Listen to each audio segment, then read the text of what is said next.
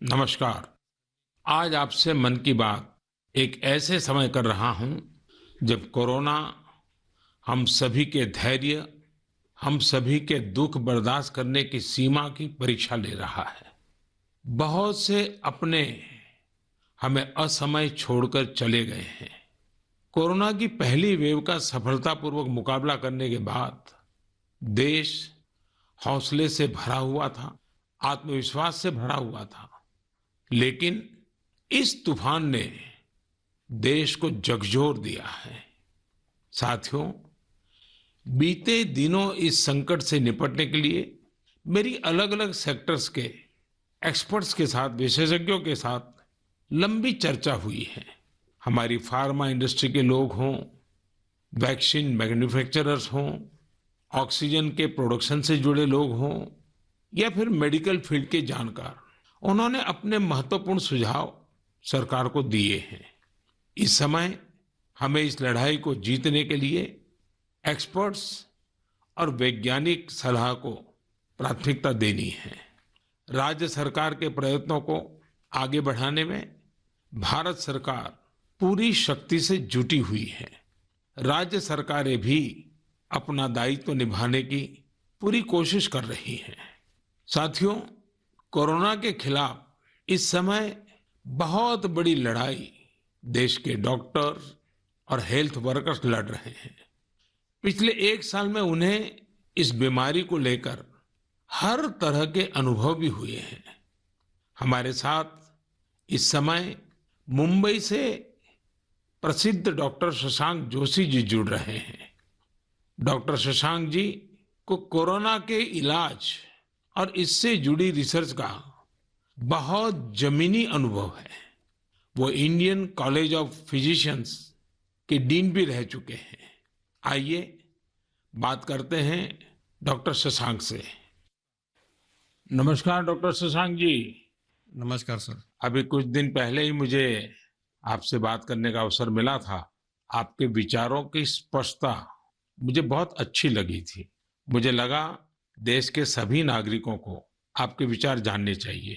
जो बातें सुनने में आती है उसी को मैं एक सवाल के रूप में आपके सामने प्रस्तुत करता हूं। डॉक्टर शशांक, आप लोग इस समय दिन रात जीवन रक्षा के काम में लगे हुए हैं। सबसे पहले तो मैं चाहूंगा कि आप सेकंड वेव के बारे में लोगों को बताएं। मेडिकली ये कैसे अलग है और क्या-क्या सावधानी जरूरी है। धन्यवाद सर। ये जो दूसरी बाढ़ आई है ये तेजी से आई है। तो जितनी पहली बाढ़ थी उससे ये वायरस ज़्यादा तेज चल रहा है, लेकिन अच्छी बात यह है कि उससे ज़्यादा रफ्तार से रिकवरी भी है और मृत्यु दर काफ़ी कम है। इसमें दो तीन फर्क है। पहली तो ये युवाओं में और बच्चों में भी थोड़ा दिखाई दे रहा है। उसके जो लक्षण हैं, पहले जैसे लक्षण थे, सांस चढ़ना, सूखा खांसी आना, बुखार आना, ये तो सब है ही, पर उसके साथ थोड़ा गंध जाना, स्वाद चला जाना, ये भी है। और लोग थोड़े भयभीत हुए। भयभीत होने की बिल्कुल जरूरत नहीं है। 80-90% लोगों में इसमें कोई भी लक्षण नहीं दिखाई देते हैं। ये म्यूटेशन जो बोलते हैं, घबराने की बात नहीं है। ये म्यूटेशन होते रहते हैं। जैसे हम कपड़े बदलते हैं वैसे वायरस भी अपना रंग बदल रहा है, और इसलिए बिल्कुल डरने की बात नहीं है। और ये वेव को हम पाल कर देंगे। वेव आती जाती है और ये वायरस आते जाते रहता है। तो यही अलग अलग लक्षण हैं और मेडिकली हमको सतर्क रहना चाहिए। एक 14 से 21 दिन का ये कोविड का टाइम टेबल है। इसमें वैद्यकीय सलाह लेना चाहिए। डॉक्टर शशांक, मेरे लिए भी आपने जो एनालिसिस बताया बड़ा इंटरेस्टिंग है। मुझे कई चिट्ठियां मिली हैं जिसमें ट्रीटमेंट के बारे में भी लोगों की बहुत सी आशंकाएं हैं। कुछ दवाओं की मांग बहुत ज्यादा है। इसलिए मैं चाहता हूं कि कोविड के ट्रीटमेंट के बारे में भी आप लोगों को जरूर बताएं। हाँ सर, क्लिनिकल ट्रीटमेंट लोग बहुत देरी से चालू करते हैं और अपने आप बीमारी से दब जाएंगी ये भरोसे पे रहते हैं और मोबाइल पे आने वाली बातों पे भरोसा रखते हैं। और अगर सरकारी दी हुई सूचना का पालन करे तो ये कठिनाई का सामना नहीं आता है। तो कोविड में जो ट्रीटमेंट क्लिनिकल प्रोटोकॉल है उसमें 3 प्रकार की तीव्रता है। हल्का या माइल्ड कोविड, मध्यम या मॉडरेट कोविड और तीव्र कोविड जो सीवियर कोविड बोलते हैं, इसके लिए है। तो जो हल्का कोविड है उसके लिए तो हम ऑक्सीजन का मॉनिटरिंग करते हैं, पल्स का मॉनिटरिंग करते हैं, बुखार का मॉनिटरिंग करते हैं। बुखार बढ़ जाता है तो कभी कभी पैरासीटामोल जैसी दवाई का इस्तेमाल करते हैं और अपने डॉक्टर से संपर्क करना चाहिए। जो मॉडरेट कोविड होता है, मध्यम कोविड होता है या तीव्र कोविड होता है तो वैद्य के अपने डॉक्टर के साथ संपर्क करना बहुत जरूरी है। सही और सस्ती दवाई अवेलेबल है जिसमें स्टीरॉयड जो है ये जान बचा सकती है, जो इनहेलर्स दे सकते हैं हम, टैबलेट दे सकते हैं हम, और उसके साथ ही प्राणवायु जो ऑक्सीजन है वो देना पड़ता है और इसके लिए छोटे छोटे इलाज है। लेकिन अक्सर क्या हो रहा है कि एक नई एक्सपेरिमेंटल दवाई है जिसका नाम है रेमडेसिविर। ये दवाई से एक चीज जरूर होती है कि अस्पताल में 2-3 दिन कम रहना पड़ता है और क्लिनिकल रिकवरी में थोड़ी सी उसकी एड होती है। ये भी दवाई कम काम करती है जब पहले 9-10 दिन में दी जाती है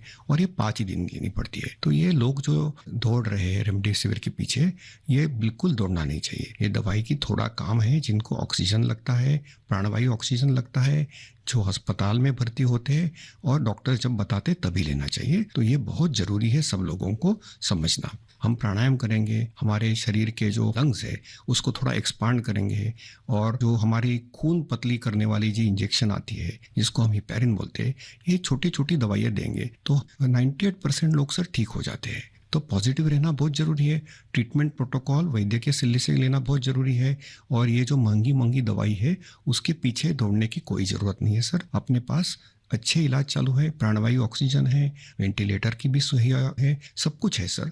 और कभी कभी ये दवाई यदि मिल जाती है तो योग्य लोगों में ही देनी चाहिए। तो इसके लिए बहुत भ्रम पैदा हुआ है और इसलिए ये स्पष्टीकरण देना चाहता हूँ सर कि अपने पास वर्ल्ड की सबसे बेस्ट ट्रीटमेंट अवेलेबल है। आप देखेंगे कि भारत में सबसे अच्छा रिकवरी रेट है। आप यदि कंपेयर करेंगे यूरोप के लिए, अमेरिका, वहीं से भी हमारे यहाँ के ट्रीटमेंट प्रोटोकॉल से मरीज ठीक हो रहे हैं सर। डॉक्टर शशांक, आपका बहुत बहुत धन्यवाद। डॉक्टर शशांक ने जो जानकारियां हमें दी वो बहुत जरूरी हैं और हम सबके काम आएगी। साथियों, मैं आप सबसे आग्रह करता हूं, आपको अगर कोई भी जानकारी चाहिए हो, कोई और आशंका हो, तो सही सोर्स से ही जानकारी लें। आपके जो फैमिली डॉक्टर हो, आसपास के जो डॉक्टर्स हो, आप उनसे फोन से संपर्क करके सलाह लीजिए। मैं देख रहा हूं कि हमारे बहुत से डॉक्टर खुद भी ये जिम्मेदारी उठा रहे हैं। कई डॉक्टर्स सोशल मीडिया के जरिए लोगों को जानकारी दे रहे हैं, फोन पर, व्हाट्सएप पर भी काउंसलिंग कर रहे हैं। कई हॉस्पिटल की वेबसाइटें हैं जहां जानकारियां भी उपलब्ध हैं और वहां आप डॉक्टर से परामर्श भी ले सकते हैं। ये बहुत सराहनीय है। मेरे साथ श्रीनगर से डॉक्टर नावीद नजीर शाह जुड़ रहे हैं। डॉक्टर नावीद श्रीनगर के गवर्नमेंट मेडिकल कॉलेज में प्रोफेसर हैं। नावीद जी अपनी देखरेख में अनेकों कोरोना पेशेंट्स को ठीक कर चुके हैं और रमजान के इस पवित्र माह में डॉक्टर नावीद अपना कार्य भी निभा रहे हैं और उन्होंने हमसे बातचीत के लिए समय भी निकाला है। आइए उन्हीं से बात करते हैं। नावीद जी, नमस्कार। नमस्कार सर। डॉक्टर नावीद, मन की बात के हमारे श्रोताओं ने इस मुश्किल समय में पैनिक मैनेजमेंट का सवाल उठाया है। आप अपने अनुभव से उन्हें क्या जवाब देंगे? देखिए, जब कोरोना शुरू हुआ तो कश्मीर में जो सबसे पहला हॉस्पिटल डिजिग्नेट हुआ एज कोविड हॉस्पिटल वो हमारा सीडी हॉस्पिटल था जो मेडिकल कॉलेज के अंडर में आता है। तो उस टाइम एक खौफ का माहौल था, लोगों में तो था ही। वो समझते थे शायद कोविड का इन्फेक्शन किसी को हो जाता है तो एक डेथ सेंटेंस माना जाएगा ये। और ऐसे ही जो हमारे अस्पतालों में डॉक्टर साहिबान या पैरामेडिकल स्टाफ काम करते थे उनमें भी एक खौफ का माहौल था कि हम इन पेशेंट्स को कैसे फेस करेंगे, हमें इन्फेक्शन होने का खतरा तो नहीं है। लेकिन जो ही टाइम गुजरा हमने भी देखा कि अगर पूरी तरीके से हम जो प्रोटेक्टिव गियर पहने और एहतियाती तदाबीर जो है उन पे अमल करें तो हम भी सेफ रह सकते हैं और हमारा जो बाकी स्टाफ है वो भी सेफ रह सकता है। और आगे आगे जब भी हम देखते गए तो ये मरीज जो कुछ लोग बीमार थे, कुछ एसिम्प्टोमेटिक थे, यानी कि उनमें कोई बीमारी के कोई लक्षण नहीं थे, हमने देखा कि करीब करीब 90-95% से ज्यादा जो मरीज हैं वो खुद विदाउट एनी मेडिकेशन भी ठीक हो जाते हैं। तो वक्त जैसे गुजरता गया तो लोगों में जो कोरोना का एक डर था वो बहुत कम हो गया। आज की बात जो हम ये सेकंड वेव जो इस टाइम हमारी आई है इस कोरोना में, इस टाइम भी हमें पैनिक होने की जरूरत नहीं है। इस मौके पे भी हम अगर जो प्रोटेक्टिव मेजर्स हैं, जो एसओपीज है, अगर उन पे हम अमल करेंगे, जैसे मास्क पहनना, हैंड सैनिटाइजर का यूज करना, इसके अलावा फिजिकल डिस्टेंस मेंटेन करना या सोशल गैदरिंग्स हम अवॉइड करें, तो हम अपना रोजमर्रा का काम भी बखूबी निभा सकते हैं और इस बीमारी से प्रोटेक्शन भी पा सकते हैं। डॉक्टर नावीद, वैक्सीन को लेकर भी लोगों के कई सारे सवाल हैं, जैसे कि वैक्सीन से कितनी सुरक्षा मिलेगी, वैक्सीन के बाद कितना आश्वस्त रह सकते हैं। आप कुछ बात इसमें बताएं तो श्रोताओं को बहुत लाभ होगा। जब कोरोना का इन्फेक्शन सामने आया, तब से आज तक हमारे पास अभी कोविड-19 के अगेंस्ट कोई इफेक्टिव ट्रीटमेंट अवेलेबल नहीं है। तो हम इस बीमारी को फाइट दो ही चीजों से कर सकते हैं, एक तो प्रोटेक्टिव मेजर, और हम पहले से ही कह रहे थे कि अगर कोई इफेक्टिव वैक्सीन हमारे पास आए तो वो हमें इस बीमारी से निजात दिला सकता है। और हमारे मुल्क में 2 वैक्सीन इस टाइम अवेलेबल है, कोवैक्सीन है, कोविशील्ड है, जो यहीं पे बना हुआ वैक्सीन है। और कंपनीज भी अपनी जो उन्होंने ट्रायल्स की हैं, तो उसमें भी देखा गया है कि इसकी एफिकेसी जो है वो 60% से ज्यादा है। अगर हम जम्मू कश्मीर की बात करें, हमारी यूटी में अभी तक 15 से 16 लाख तक लोगों ने अभी ये वैक्सीन लगाया है। हाँ, सोशल मीडिया में काफी इसके जो मिसकंसेप्शन या मिथ्स इसमें आए थे कि ये साइड इफेक्ट्स हैं। अभी तक हमारे जो भी यहाँ पे वैक्सीन लगे हैं, कोई साइड इफेक्ट उनमें नहीं पाया गया है। सिर्फ जो आम हर किसी वैक्सीन के साथ एसोसिएटेड होता है, किसी को बुखार आना, पूरे बदन में दर्द, या लोकल साइट जहाँ पे इंजेक्शन लगता है वहाँ पे पेन होना, ऐसे ही साइड इफेक्ट्स हमने हर मरीज में देखे हैं। तो कोई ग्रॉस हमने कोई एडवर्स इफेक्ट नहीं देखा है। हाँ, और दूसरी बात, लोगों में ये भी आशंका थी कि कुछ लोग आफ्टर वैक्सीनेशन यानी वैक्सीन टीकाकरण के बाद पॉजिटिव हो गए। इसमें कंपनी से ही गाइडलाइन है कि उसमें अगर किसी को टीका लगा है उसके बाद उसको इन्फेक्शन हो सकता है, वो पॉजिटिव हो सकता है, लेकिन जो बीमारी की सीवियरिटी है यानी बीमारी की शिद्दत जो है उन मरीजों में उतनी नहीं होगी। यानी कि वो पॉजिटिव हो सकते हैं, लेकिन जो बीमारी है वो एक जानलेवा बीमारी उनमें साबित नहीं हो सकती है। इसलिए जो भी ये मिसकंसेप्शंस हैं वैक्सीन के बारे में, वो हमें दिमाग से निकालने चाहिए। और जिसकी बारी आई, क्योंकि 1 मई से हमारा पूरे मुल्क में जो भी 18 साल से ज्यादा की उम्र के हैं उनको वैक्सीन लगाने का कार्यक्रम शुरू होगा, तो लोगों से अपील यही करेंगे कि आप आए, वैक्सीन लगवाएं और अपने आप को भी प्रोटेक्ट करें, और ओवरऑल हमारी सोसाइटी और हमारी कम्युनिटी इससे प्रोटेक्ट हो जाएगी कोविड-19 के इन्फेक्शन से। डॉक्टर नावीद, आपका बहुत बहुत धन्यवाद और आपको रमजान के पवित्र महीने की बहुत बहुत शुभकामनाएं। बहुत बहुत शुक्रिया। साथियों, कोरोना की इस संकट काल में वैक्सीन की अहमियत सभी को पता चल रही है। इसलिए मेरा आग्रह है कि वैक्सीन को लेकर किसी भी अफवाह में न आए। आप सभी को मालूम भी होगा कि भारत सरकार की तरफ से सभी राज्य सरकारों को फ्री वैक्सीन भेजी गई है, जिसका लाभ 45 साल की उम्र के ऊपर के लोग ले सकते हैं।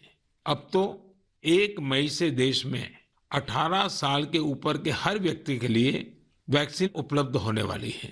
अब देश का कॉरपोरेट सेक्टर, कंपनियां भी अपने कर्मचारियों को वैक्सीन लगाने के अभियान में भागीदारी निभा पाएगी। मुझे ये भी कहना है कि भारत सरकार की तरफ से मुफ्त वैक्सीन का जो कार्यक्रम अभी चल रहा है वो आगे भी चलता रहेगा। मेरा राज्यों से भी आग्रह है कि वो भारत सरकार के इस मुफ्त वैक्सीन अभियान का लाभ अपने राज्य के ज्यादा से ज्यादा लोगों तक पहुंचाएं। साथियों, हम सब जानते हैं कि बीमारी में हमारे लिए अपने परिवार की देखभाल करना मानसिक तौर पर कितना मुश्किल होता है, लेकिन हमारे अस्पतालों के नर्सिंग स्टाफ को तो यही काम लगातार कितने ही मरीजों के लिए एक साथ करना होता है। ये सेवा भाव हमारे समाज की बहुत बड़ी ताकत है। नर्सिंग स्टाफ द्वारा की जा रही सेवा और परिश्रम के बारे में सबसे अच्छे से तो कोई नर्स ही बता सकती है। इसलिए मैंने रायपुर के doctor BR Ambedkar medical college hospital में अपनी सेवाएं दे रही सिस्टर भावना ध्रुव जी को मन की बात में आमंत्रित किया है। वो अनेकों कोरोना मरीजों की देखभाल कर रही हैं। आइए उन्हीं से बात करते हैं। नमस्कार भावना जी। आदरणीय प्रधानमंत्री जी, नमस्कार। भावना जी, यस सर। मन की बात सुनने वालों को आप जरूर ये बताइए कि आपके परिवार में इतनी सारी जिम्मेवारियां, इतने सारे मैंने मल्टीटास्क, और उसके बाद भी आप कोरोना के मरीजों के साथ काम कर यस रही सर। हैं। कोरोना के मरीजों के साथ आपका जो अनुभव रहा वो जरूर देशवासी सुनना चाहेंगे, क्योंकि सिस्टर जो होती हैं, नर्सिस जो होते हैं, वो यस सर। पेशेंट के सबसे निकट होती हैं और सबसे लंबे समय तक होती हैं। Yes sir. तो वो हर चीज को बड़ी बारीकी से समझ सकती हैं। जी बताइए। जी सर, मेरा टोटल एक्सपीरियंस कोविड में सर 2 मंथ का है सर। हम 14 डेज ड्यूटी करते हैं और 14 डेज के बाद हमें रेस्ट दिया जाता है। फिर 2 महीने बाद हमारा ये कोविड ड्यूटी रिपीट होता है सर। जब सबसे पहले मेरी कोविड ड्यूटी लगी तो सबसे पहले मैं अपने फैमिली मेंबर्स को ये कोविड ड्यूटी की बात शेयर करी। ये मई की बात है और मैं ये जैसे ही मैंने शेयर किया, सबके सब डर गए, घबरा गए मुझसे। कहने लगे कि बेटा ठीक से काम करना। एक इमोशनल सिचुएशन था सर बीच में, जब मेरी बेटी मुझसे पूछी, मम्मा आप कोविड ड्यूटी जा रहे हो, तो उस समय बहुत ही ज्यादा मेरे लिए इमोशनल मोमेंट था। लेकिन जब मैं कोविड पेशेंट के पास गई तो मैं एक जिम्मेदारी घर में छोड़ के गई, और जब मैं कोविड पेशेंट से मिली सर तो वो उनसे और ज्यादा घबराए हुए थे। कोविड के नाम से सारे पेशेंट इतना डरे हुए थे सर कि उनको समझ में ही नहीं आ रहा था कि उनके साथ क्या हो रहा है, हम आगे क्या करेंगे। हम उनके डर को दूर करने के लिए उनसे बहुत अच्छे से हेल्दी एनवायरनमेंट दिए सर उन्हें। हमें जब ये कोविड ड्यूटी करने को कहा गया तो सर सबसे पहले हमको पीपी किट पहनने के लिए कहा गया सर, जो कि बहुत ही कठिन है। पीपी किट को पहन करके ड्यूटी करना सर, ये बहुत टफ था हमारे लिए। मैंने 2 मंथ की ड्यूटी में हर जगह 14-14 दिन ड्यूटी किए, वार्ड में, आईसीयू में, आइसोलेशन में सर। यानी कुल मिलाकर तो आप 1 साल से इसी काम को कर रही है। Yes sir. वहाँ जाने से पहले मुझे नहीं पता था कि मेरे कलीग्स कौन है। हम एक टीम मेंबर की तरह काम किए सर। उनका जो भी प्रॉब्लम थे उनको शेयर किए, हम जाने पेशेंट के बारे में और उनका स्टिग्मा दूर किया सर। कई लोग ऐसे थे सर कि जो कोविड के नाम से ही डरते थे। वो सारे सिम्टम्स उनमें आते थे जब हम हिस्ट्री लेते थे उनसे, लेकिन वो डर के कारण वो अपना टेस्ट नहीं करवा पाते थे। तो हम उनको समझाते थे, और सर जब सीवियरिटी बढ़ जाती थी तब उनका लंग्स ऑलरेडी इन्फेक्टेड हो चुका रहता था, तब उनको आईसीयू की जरूरत रहती थी, तब वो आते थे और साथ में उनकी पूरी फैमिली आती थी। तो ऐसा 1-2 केस हमने देखा सर, और ऐसा भी नहीं कि हर एक एज ग्रुप के साथ काम किया सर हमने, जिसमें छोटे बच्चे थे, महिला, पुरुष, बुजुर्ग, सारे तरह के पेशेंट थे सर। उन सबसे हमने बात करी तो सबने कहा कि हम डर की वजह से नहीं आ पाए। सबका यही हमें आंसर मिला सर। तो हम उनको समझाएं सर कि डर कुछ नहीं होता है, आप हमारा साथ दीजिए, हम आपका साथ देंगे, बस आप जो भी प्रोटोकॉल्स है उसे फॉलो कीजिए। बस हम इतना उनसे कर पाए सर। भावना जी, मुझे बहुत अच्छा लगा आपसे बात कर करके। आपने काफी अच्छी जानकारियां दी हैं, अपने स्वयं के अनुभव से दी हैं। तो जरूर देशवासियों को इससे एक पॉजिटिविटी का मैसेज जाएगा। आपका बहुत बहुत धन्यवाद Bhavana ji. Thank you so much sir. Thank you so much. जय हिंद सर। जय हिंद। भावना जी और नर्सिंग स्टाफ के आप जैसे हजारों लाखों भाई बहन बखूबी अपना कर्तव्य निभा रहे हैं। ये हम सभी के लिए बहुत बड़ी प्रेरणा है। आप अपने स्वास्थ्य पर भी खूब ध्यान दीजिए, अपने परिवार का भी ध्यान रखिए। साथियों, हमारे साथ इस समय बेंगलुरु से सिस्टर सुरेखा जी भी जुड़ी हुई है। सुरेखा जी केसी जनरल हॉस्पिटल में सीनियर नर्सिंग ऑफिसर है। आइए उनके अनुभव भी जानते हैं। नमस्ते Surekha ji. I'm really proud and honored, sir, to speak to Prime Minister of our country. Surekha ji, you along with all fellow nurses and hospital staff are doing excellent work. India is thankful to you all. What is your message for the citizens in this fight against COVID-19? Yes, sir. Being a responsible citizens, I would really like to tell something like, please be humble to your neighbors. And early testing and proper tracking help us to reduce the mortality rate. And moreover, please, if you find any symptoms, isolate yourself and consult nearby doctors and get treated as early as possible.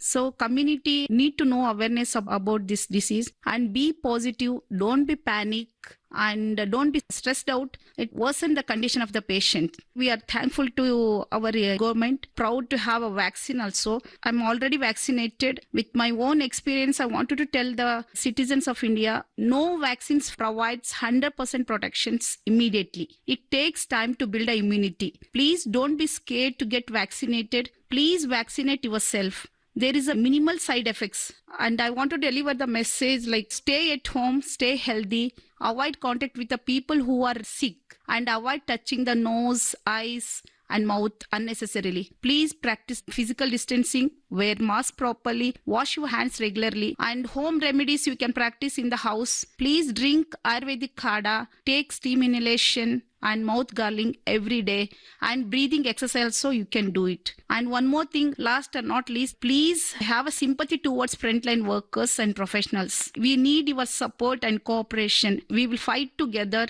We will get through with the pandemic. This is what my message to the people, sir. Thank you Surekha ji. Thank you, sir.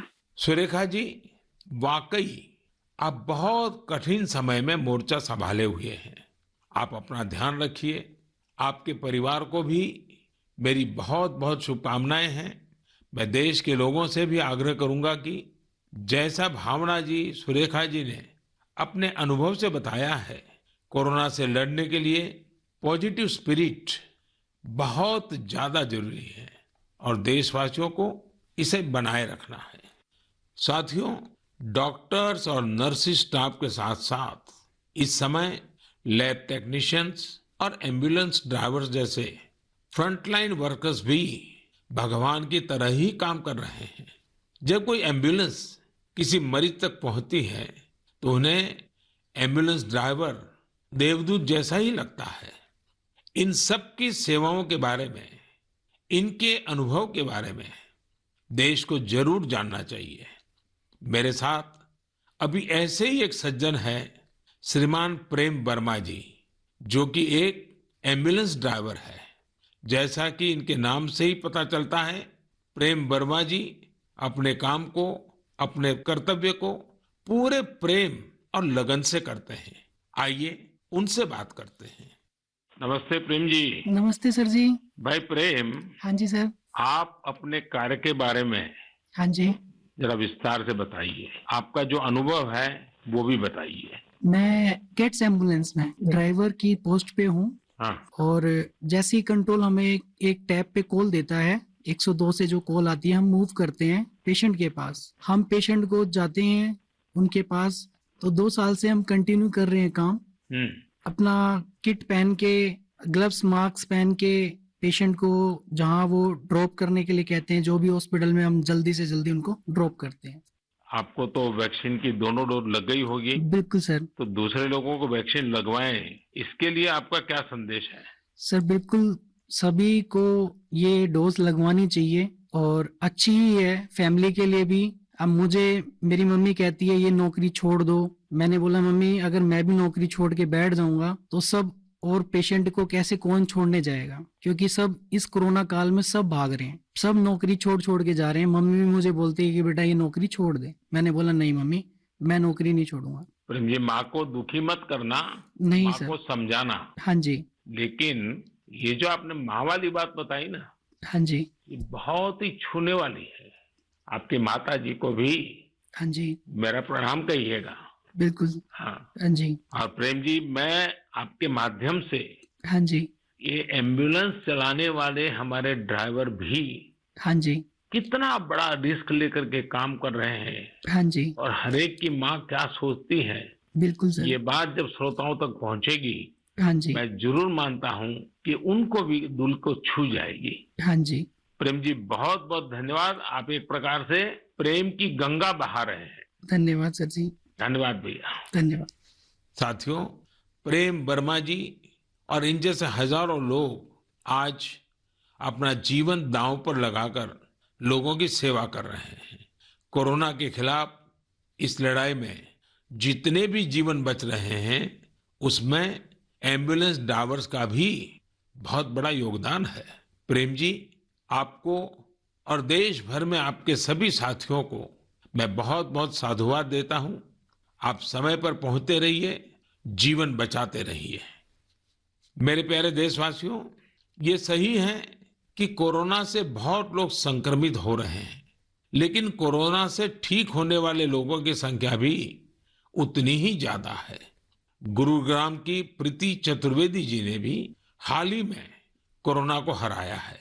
Preeti ji मन की बात में हमारे साथ जुड़ रही हैं। उनके अनुभव हम सबके काफी काम आएंगे। प्रीति जी नमस्ते। नमस्ते सर, कैसे हैं आप? मैं ठीक हूं जी। सबसे पहले तो मैं आपकी कोविड-19 से जी सफलतापूर्वक लड़ने के लिए जी, सराहना करूंगा। थैंक यू सो मच मेरी सर। कामना है आपका स्वास्थ्य और तेजी से बेहतर हो। जी शुक्रिया सर। प्रीति जी, हाँ जी सर। ये सिर्फ आपके परिवार में आप ही का नंबर लगा कि परिवार के और सदस्य भी इसमें फंस गए? नहीं नहीं सर, मैं अकेली ही हुई थी। चलिए, आज पॉजिटिव। भगवान की कृपा रही। अच्छा, मैं चाहूंगा हाँ जी कि सर। आप अपने इस पीड़ा के अवस्था के कुछ अनुभव अगर साझा करें, तो जी सर। शायद जो श्रोता है उनको हाँ भी जी। ऐसे समय कैसे अपने आप को संभालना चाहिए, इसका मार्गदर्शन मिलेगा। जी सर, जरूर सर। इनिशियली इस स्टेज में मेरे को बहुत ज्यादा लेथार्जिक, मतलब बहुत सुस्ती सुस्ती आया, और उसके बाद ना मेरे गले में थोड़ी सी खराश होने लगी। तो उसके बाद ना मेरा थोड़ा सा मेरे को लगा कि ये सिम्टम्स है, तो मैंने टेस्ट कराने के टेस्ट कराया। दूसरे दिन रिपोर्ट आते ही जैसे मेरे को पॉजिटिव हुआ, मैं अपने आप को क्वारंटीन कर लिया, एक रूम में आइसोलेट करके। अब डॉक्टर्स के साथ कंसल्ट करा मैंने उनसे, उनकी मेडिकेशन स्टार्ट कर दी। तो आपका परिवार बच गए आपके क्विक जी एक्शन सर। के कारण। जी सर, वो बाकी सबका भी बाद में कराया था, बाकी सब नेगेटिव थे, मैं ही पॉजिटिव थे। और उससे पहले मैंने अपने आप को आइसोलेट कर लिया था एक रूम के अंदर। अपनी जरूरत का सारा सामान रख के उसको मैं अपने आप अंदर कमरे में बंद हो गई थी। और उसके साथ साथ मैंने फिर डॉक्टर के साथ मेडिकेशन स्टार्ट कर दी। तो मैंने मेडिकेशन के साथ साथ ना मैंने योगा, आयुर्वेदिक, और साथ में मैंने ना काढ़ा भी लेना शुरू कर दिया था अपनी इम्यूनिटी बूस्ट करने के लिए। और सर मैं दिन में, मतलब जब भी अपना भोजन वगैरह लेती थी, उससे मैंने हेल्दी फूड जो कि प्रोटीन रिच डाइट थी वो लिया। मैंने बहुत सारा फ्लूइड लिया, मैंने स्टीम लिया, गार्गल किया और हॉट वाटर लिया। मैंने दिन भर मैं इन सब चीजों को ही अपने उस जीवन में लेती आई डेली। और सर इन दिनों में ना सबसे बड़ी बात मैं बोलना चाहूंगी कि घबराना तो बिल्कुल नहीं है, बहुत मेंटली स्ट्रांग करना, जिसके लिए मेरे को ना योगा ने बहुत ज्यादा, ब्रीदिंग एक्सरसाइज करती थी ना, उससे मुझे अच्छा लगता था उसको करने से मुझे। अच्छा प्रीति जी, जब अब आपका प्रोसेस पूरा हो गया, आप संकट से बाहर निकल आई, हाँ अब जी। आपका टेस्ट भी नेगेटिव आ गया है, हाँ जी तो सर। फिर आप अपने स्वास्थ्य के लिए, जी इसके सर। देखभाल के लिए अभी क्या कर रही है? सर मैंने एक तो योगा बंद नहीं किया है, ठीक है। मैंने काढ़ा अभी भी ले रही हूँ, और अपनी ना इम्यूनिटी बूस्ट रखने के लिए मैं अच्छा हेल्दी फूड खा रही हूँ अभी, जो कि मैं बहुत अपने आप को नेग्लेक्ट कर लेती थी, उस पर बहुत ध्यान दे रही हूँ मैं। धन्यवाद Preeti ji. Thank you so much sir. आपने जो जानकारी दी, मुझे लगता है ये बहुत सारे लोगों के काम आएगी। आप स्वस्थ रहें, आपके परिवार के लोग स्वस्थ रहें, मेरी आपको बहुत बहुत शुभकामनाएं। मेरे प्यारे देशवासियों, जैसे आज हमारे मेडिकल फील्ड के लोग, फ्रंटलाइन वर्कर्स, दिन रात सेवा कार्यों में लगे हैं, वैसे ही समाज के अन्य लोग भी इस समय पीछे नहीं है। देश एक बार फिर एकजुट होकर कोरोना के खिलाफ लड़ाई लड़ रहा है। इन दिनों मैं देख रहा हूं, कोई क्वारंटाइन में रह रहे परिवारों के लिए दवा पहुंचा रहा है, कोई सब्जियां, दूध, फल आदि पहुंचा रहा है, कोई एम्बुलेंस की मुफ्त सेवाएं मरीजों को दे रहा है। देश के अलग अलग कोने में इस चुनौतीपूर्ण समय में भी स्वयंसेवी संगठन आगे आकर दूसरों की मदद के लिए जो भी कर सकते हैं वो करने का प्रयास कर रहे हैं। इस बार गांवों में भी नई जागरूकता देखी जा रही है। कोविड नियमों का सख्ती से पालन करते हुए लोग अपने गांव की कोरोना से रक्षा कर रहे हैं। जो लोग बाहर से आ रहे हैं उनके लिए सही व्यवस्थाएं भी बनाई जा रही हैं। शहरों में भी कई नौजवान सामने आए हैं जो अपने क्षेत्र में कोरोना के केस न बढ़े, इसके लिए स्थानीय निवासियों के साथ मिलकर प्रयास कर रहे हैं। यानी एक तरफ देश दिन रात अस्पतालों, वेंटिलेटर्स और दवाइयों के लिए काम कर रहा है, तो दूसरी ओर देशवासी भी जी जान से कोरोना की चुनौती का मुकाबला कर रहे हैं। ये भावना हमें कितनी ताकत देती है, कितना विश्वास देती है। ये जो भी प्रयास हो रहे हैं, समाज की बहुत बड़ी सेवा है। ये समाज की शक्ति बढ़ाते हैं। मेरे प्यारे देशवासियों, आज मन की बात की पूरी चर्चा को हमने कोरोना महामारी पर ही रखा, क्योंकि आज हमारी सबसे बड़ी प्राथमिकता है इस बीमारी को हराना। आज भगवान महावीर जयंती भी है। इस अवसर पर मैं सभी देशवासियों को शुभकामनाएं देता हूं। भगवान महावीर के संदेश हमें तप और आत्म संयम की प्रेरणा देते हैं।